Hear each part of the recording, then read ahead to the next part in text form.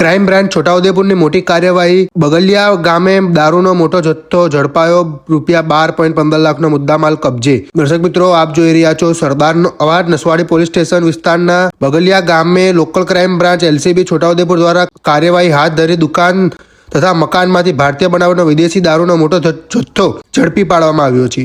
પોલીસે કુલ 6064 બોટલ અને tin beer સહિત ₹12,15,557 પ્રોહિબિટ મુદ્દામાલ કબજે કર્યો છે. પોલીસ મહાનિરીક્ષક સંદીપસિંહ અને પોલીસ અધિક્ષક ઇમ્તિયાઝ શેખના માર્ગદર્શન હેઠળ LCB પોલીસ ઇન્સ્પેક્ટર MF ડામોરની ટીમે બાતમીના આધારે દરોડો પાડી કાર્યવાહી કરી હતી. તપાસ દરમિયાન ગુલસિંગભાઈ સેલિયાભાઈ ડુભીલના કબજાવાળા દુકાન અને મકાનમાંથી ગેરકાયદેસર દારૂ મળી આવ્યો હતો. આ અંગે નસવાડી પોલીસ સ્ટેશનમાં ગુનો નોંધાઈ કાયદેસરની કાર્યવાહી હાથ ધરવામાં આવી છે, જ્યારે આરોપી હાલ ફરાર હોવાનું જાણવા મળ્યું છે. રિપોર્ટર શકીલ બલોચ દ્વારા છોટાઉદેપુર.